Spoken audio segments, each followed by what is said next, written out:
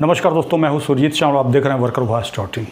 दोस्तों, आपको बता दूं कि आप में से जिन लोगों का भी सहारा इंडिया के अंदर पैसा फंसा हुआ है, 2 दिन पहले यानी कि 18 जुलाई 2023 को अमित शाह जो कि केंद्रीय सहकारिता मंत्री ने एक पोर्टल लॉन्च किया है जिसको CRCS सहारा रिफंड पोर्टल के नाम से जाना जाता है। उस पोर्टल के ऊपर कैसे क्लेम करेंगे इसके बारे में हमारे पास बहुत सारे मैसेज आ रहे हैं। न केवल हम इसकी जानकारी देंगे बल्कि आपको ये भी बताएंगे कि आप में से किन लोगों को क्लेम करना चाहिए, किन लोगों को कुछ दिन के बाद क्लेम करना चाहिए और किन लोगों को नहीं क्लेम करना चाहिए। अब ऐसा मैं क्यों कह रहा हूँ, इसके लिए आपको पूरा वीडियो देखना होगा। हो सकता है इस पोर्टल पर क्लेम करने से पहले आपके मन में बहुत सारे सवाल हो। मैं कोशिश करूंगा उन सवालों का जवाब देने के लिए। इसके लिए मैं आपको सीधे अपने लैपटॉप पर लेकर के चलूंगा। दोस्तों, जैसे ही हमारे वीडियो के डिस्क्रिप्शन में जाएंगे तो आपको हमारे ब्लॉग www.workervoice.in का ये वाला लिंक मिल जाएगा, जिसको क्लिक करते ही हमारे इस वाले पेज पे आ जाएंगे, जिसमें कि हमने पूरी जानकारी देने की कोशिश की है। और साथ ही आपको मैं हमेशा सजेस्ट करूँगा कि एक बार इसको पूरा ध्यान से पढ़ लें। आपको बता दें कि अभी जो CRCS सहारा रिफंड पोर्टल है उसके ऊपर अगर आपके पास सहारा सोसाइटी का, जैसे कि Sahara credit cooperative society limited, Saharayan universal multipurpose society limited, तीसरा हमारा India credit cooperative society limited और चौथा star multipurpose cooperative society limited, इसका पैसा है तभी आपको मिलेगा। आपको बता दूं कि बहुत सारे हमारे पास कमेंट्स आ रहे हैं कि कैसे क्लेम करेंगे, लेकिन जैसा कि हमने बताया है कि किन लोगों को क्लेम करना चाहिए और किन लोगों को क्लेम नहीं करना चाहिए, इसके लिए इस पूरा वीडियो को देख लीजिए, उसके बाद आप डिसाइड कीजिएगा। पूरा पोस्ट को पढ़ने के बाद हमारे इस वाले सेक्शन में इसी पेज पर आएंगे तो आपको सहकारिता मंत्रालय का ये ऑफिशियल वेबसाइट का लिंक है, या तो इस पर आप जा सकते हैं या फिर डायरेक्टली आप जो CRCS का रिफंड पोर्टल है इस पर डायरेक्टली यहाँ पे क्लिक करेंगे तो इस वाले पोर्टल पे आ जाएंगे। अब आपको क्लेम करने से पहले सबसे पहले आपको रजिस्ट्रेशन करना होगा, जिसके लिए इस पर क्लिक करना होगा। इस पर क्लिक करेंगे तो जो आपका आधार नंबर है वो आपके मोबाइल नंबर से जुड़ा होना चाहिए और साथ ही वो जो आधार नंबर है उससे आपका बैंक खाता भी लिंक होना चाहिए, क्योंकि पैसा आधार से जो जुड़ा बैंक खाता है उसी में आएगा। और इसके लिए सबसे पहले आपको पंजीकरण करना होगा, यानी कि रजिस्ट्रेशन करना होगा। इसमें आपको आधार का अंतिम 4 नंबर लिखना होगा और जो आधार से जुड़ा हुआ मोबाइल नंबर है उसको यहाँ लिख करके OTP प्राप्त करे पे क्लिक करेंगे। उसके बाद आपके पास एक OTP आएगा। उसके बाद OTP को यहाँ पे दर्ज करके और सबमिट करना होगा। सबमिट करने के बाद आपका रजिस्ट्रेशन हो गया। जमाकर्ता लॉगिन करने के लिए जमाकर्ता लॉगिन पे क्लिक करेंगे। क्लिक करने के बाद आपको आधार का अंतिम 4 अंक यहाँ पे देना है। उसके बाद आधार से जो जुड़ा मोबाइल नंबर है इस पे लिख करके और सीधे आपको OTP प्राप्त करे पे क्लिक करना है। क्लिक करने के बाद ये वाला स्क्रीन दिखेगा, जहाँ पे आपको मोबाइल पे जो OTP आएगा उसको क्लिक करके और OTP सबमिट कर देना है। सबमिट करने के बाद आपको इस तरह का विंडो दिखेगा जिसपे कि आधार डेटा का उपयोग करने के लिए जमाकर्ता की सहमति, और इसको आपको ध्यान से पढ़ना है। ध्यान से पढ़ने के बाद ही नियम और शर्तों को क्लिक करने के बाद मैं सहमत हूँ पे क्लिक करेंगे। फिर आपको अपना पूरा आधार नंबर यहाँ पे देना है और OTP प्राप्त करे पे क्लिक करना है और यहाँ पे OTP क्लिक करके OTP सत्यापित करना है। जैसे ही OTP सत्यापित करे को क्लिक करेंगे उसके बाद आपका आधार से जो प्राप्त विवरण है इस प्रकार से दिखेगा, जैसे पहला नाम, मध्य नेम, उपनाम जो कि आधार में आपका पहले से दर्ज होगा, जन्म की तारीख और पति या पिता का नाम, उसको चेक कर लेना है। और यहाँ पे आपका ईमेल ID पूछा जाएगा, अगर आपके पास है तो दर्ज करा दें और इस पर क्लिक कर दें। यहाँ पे आपका जो क्लेम है उसके बारे में डिटेल फिल करना है। जो सोसाइटी है एक एक करके आप इसको भरेंगे। सबसे पहले यहाँ पे आपको 4 सोसाइटी जिसका हमने पहले नाम बताया है उसमें से एक एक करके सिलेक्ट करेंगे। सिलेक्ट करने के बाद सदस्यता संख्या यहाँ पे लिखेंगे। ध्यान रहे, जिस ऑप्शन के सामने स्टार लगा हुआ है वो लिखना काफ़ी ज़रूरी है। उसके बाद ऑप्शनल है, अगर आपके पास है तो लिख दें, नहीं है कोई बात नहीं है, घबराने की बात नहीं है। यहाँ पे जैसे सदस्यता संख्या अगर आपके रसीद में या पासबुक में है तो नोट कर लें, खाता संख्या है तो लिख दें यहाँ पे, और पासबुक या पासबुक का नंबर है वो तो लिख दें, लेकिन खाता खोलने का जो तिथि है वो यहाँ पे लिखना ज़रूरी है। उसके बाद जमा या योगदान का राशि कितना है वो आपको लिखना है, यानी कि कितना आपने पैसा जमा किया है। कोई आंशिक भुगतान प्राप्त हुआ है तो इसको क्लिक करना है, और आपने अगर सोसाइटी से कभी ऋण यानी कि कर्ज लिया है तो इसको क्लिक करना है। और साथ ही जो भी आपके पास जो रसीद है या पासबुक का कॉपी है उसको यहाँ पे चूज़ फाइल पे क्लिक करेंगे और जहाँ भी सिस्टम में होगा उसको अपलोड कर देंगे और इसको दावा जोड़े को क्लिक कर देना है। जैसे ही आप इस पर क्लिक करेंगे तो फिर से आपको नया ऑप्शन आ जाएगा। अगर दूसरा आपके पास कोई पेपर है तो फिर एक एक करके यहाँ पे आपको ऐड करते जाना है।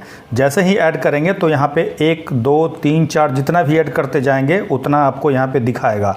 अगर कुछ भी गलत आपका उसमें इंटर हो गया है तो यहाँ पे एडिट करके और फिर से उसको सुधार कर लेंगे। अगर आपको डिलीट करना है तो इस बटन पे क्लिक करके डिलीट कर सकते हैं।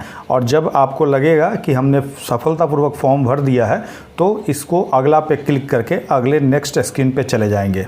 इसके बाद जो आपने क्लेम किया है उसके बाद आपका क्लेम एप्लीकेशन फॉर्म इस तरह से दिखाएगा नेक्स्ट स्क्रीन पे जाने के बाद।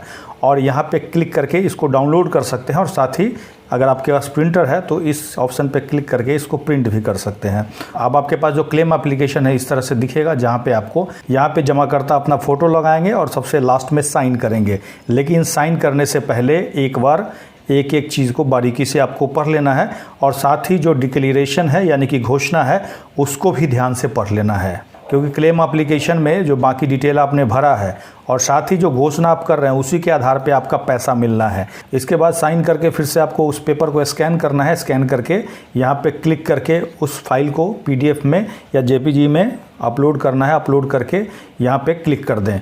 क्लिक करने के बाद सीधे अगला पे क्लिक करेंगे तो नेक्स्ट पेज पे आपके पास इस तरह का एक रेफरेंस नंबर दिखाएगा और यहाँ पे डेट भी दिखाएगा, जिसको आप सेव करके भविष्य के लिए रख लें। और साथ ही सीआरसी पोर्टल के द्वारा दावा किया जा रहा है कि आपके मोबाइल पे मैसेज भी आएगा। सीआरसी ऑफिस के द्वारा दावा किया जा रहा है कि जैसे ही आप क्लेम करते हैं तो 30 दिन में इसकी जाँच कर ली जाएगी और अगले 15 दिन में कार्रवाई की जाएगी सत्यापन की, और उसके बाद SMS या ईमेल के द्वारा आपको जानकारी दी जाएगी। और मैक्सिमम 45 दिनों के बाद आधार से जो जुड़ा आपका बैंक खाता है उसमें पैसा भेज दिया जाएगा।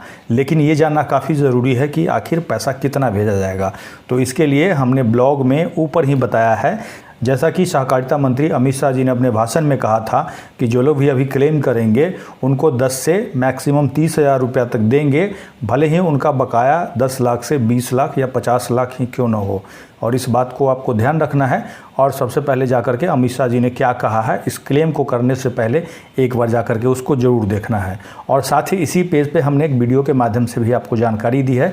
क्लेम्स करने से पहले, कहीं भी साइन करने से पहले एक बार इस वीडियो को ज़रूर देख लेंगे। अगर आपको क्लेम भरने में कोई भी असुविधा हो रही है तो आपको CRC सहारा रिफंड का टोल फ्री नंबर आपके सामने स्क्रीन पे दिख रहा है 1800-103-6891।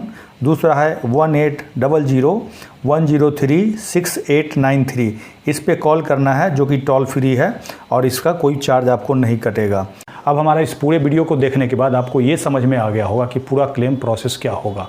इसके बाद भी आपका कोई भी सवाल हो तो आप कमेंट्स करके हमसे पूछ सकते हैं, कोई भी आपको प्रॉब्लम आती हो तो। अब जैसा कि हमने शुरू में ही बताया था कि आपके 2 सवालों का जवाब दूंगा कि किन किन लोगों को अभी इस रिफंड पोर्टल पे क्लेम करना चाहिए और किन लोगों को क्लेम नहीं करना चाहिए। तो सबसे पहला, किन लोगों को इस पर क्लेम करना चाहिए। ऐसे में अगर मेरी राय मानिएगा तो आपका अगर 10,000 रुपया फंसा हुआ है तो आप क्लेम कर सकते हैं, क्योंकि जैसा कि सरकार ने कहा है कि 10,000 रुपया कम से कम देंगे और अगर वो देते हैं तो आपका पैसा निकल जाएगा। अगर आपका 15,000 फंसा है तब भी आप क्लेम कर दीजिए, क्योंकि 15,000 के जगह पे 10,000 तो कम से कम मिल जाएगा। इससे अगर ज़्यादा पैसा है तो इसके लिए एक बार सेंट्रल मिनिस्टर अमित शाह जी का भाषण सुन लीजिए। उसको सुनने के बाद एक वीडियो हमने भी बनाया है, पीछे जा करके हमारे चैनल पे देख लीजिए। अगर आपने नहीं देखा है तो यहाँ पे आई बटन पे मैं लिंक दे दूंगा, साथ ही मैं वीडियो के डिस्क्रिप्शन में भी लिंक दे दूंगा। इसको अच्छी तरह से देख करके सोच समझ के अपने दिमाग को इस्तेमाल करते हुए और उसके बाद क्लेम कीजिए। और अगर मुझसे इसके बारे में भी पूछेगा तो मैं यही कहूँगा कि ये जो पैसा मिलना है वो दिसंबर तक, यानी कि अंतिम डेट तो नहीं दिया गया है, लेकिन माननीय सुप्रीम कोर्ट का जो आदेश था उसके हिसाब से आदेश के डेट से 9 महीने यानी कि 29 मार्च को आदेश हुआ था, तो लगभग 28 दिसंबर तक इनको पैसा आपको वापस करना है उस आदेश के अनुसार 5,000 करोड़ रुपया। तो ऐसे में कम से कम क्लेम हो जाने दीजिए, 45 दिन निकल जाने दीजिए। अगर 10,000 वाले या 15,000 वाले कोई साथी क्लेम करते हैं तो उनको कितना पैसा दिया जाता है इसको देख लीजिए, थोड़ा सोच समझ लीजिए और टर्म एंड कंडीशन पढ़ लीजिए, उसके बाद ही आप क्लेम कीजिएगा। अगर आप कमेंट्स करके बताएंगे कि आखिर वो टर्म एंड कंडीशन क्या है जिससे हमारा आगे नुकसान हो सकता है या नहीं हो सकता है, ये कमेंट्स करके आप बताएंगे तो आगे इसके बारे में मैं फर्दर जानकारी देने की कोशिश करूँगा। दोस्तों इसके साथ ही आपको ये जानकारी कैसी लगी कमेंट्स लिख करके ज़रूर बताइएगा। अगर आप हमें फेसबुक पे देख रहे हैं तो पेज को लाइक कीजिएगा, यूट्यूब पे देख रहे हैं तो चैनल को सब्सक्राइब कीजिएगा, वीडियो को अधिक से अधिक शेयर कीजिएगा ताकि अधिक से अधिक साथियों तक ये जानकारी पहुँच पाए। इसके साथ ही विदा लेता हूँ, जल्द ही एक नई जानकारी के साथ मिलते हैं। धन्यवाद।